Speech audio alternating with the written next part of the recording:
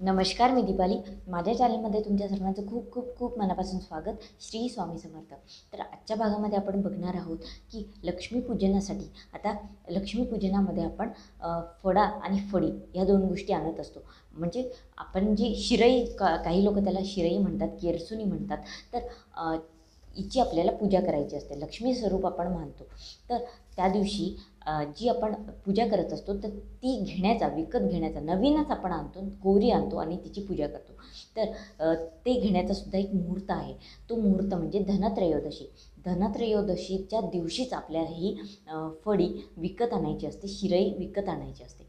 दुसरी गोष्ट महत्त्वाची की ही शिरई विकत घेताना आपण काय करतो की जे लोक रस्त्यावर बसलेले असतात त्यांच्याकडे आपण शिरई बघून घेतो, निरखून घेतो की कुठली व्यवस्थित आहे, कुठली छान आहे, कुठली तुटलेली आहे. तर असं बघायचं नाही. एकतर आपण ही शिराई घरात आणून तिचा काही उपयोग येत नाही फारसा वर्षभर. तर मग इतकी निरखून का घ्यायची? कारण ती लक्ष्मी आहे, लक्ष्मी पारखून घ्यायची नसते. दुसरी गोष्ट जिच्यावर आपली नजर पडेल तीच आपण उचलून घ्यायची. दुसरी गोष्ट की लक्ष्मी घेताना, ही फडी घेताना अजिबात भाव करू नका.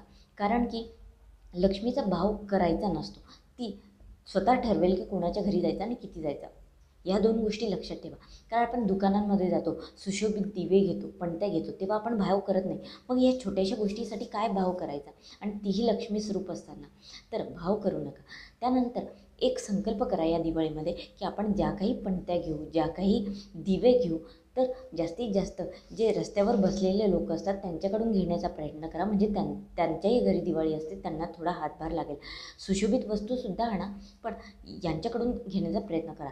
दिवाळीमध्ये मातीच्या पणत्या ज्या 5 कोऱ्या असतात, तुम्ही मागच्या वर्षीच्या पणत्या वापरू शकता, पण दिवाळीमध्ये कोऱ्याच पणत्या वापराव्या लागतात. नवीन 5 तरी पणत्या तुम्हाला आणायच्याच असतात.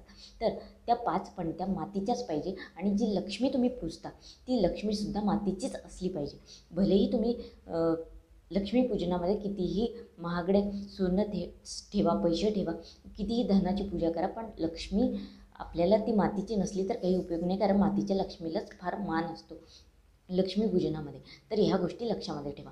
आता जी ही फडी असते, पूर्वीच्या बाया काय करायच्या, वर्षभरात केव्हा ही फडी आणली तर तिची पूजा करायच्या आणि मगच ती वापरायला काढायच्या. आतासुद्धा आपण तसंच करतो. या फडीनं कुणाला मारायचं नाही कधीच, कारण ती लक्ष्मी असते. तिला आपण ओलांडत नाही, तिला लाथ मारत नाही, किंवा कुठलाही किडा असो, कीटक असो घरातलं, त्या फड्याने कधीच मारायचं नाही. कारण ती लक्ष्मी स्वरूप असते.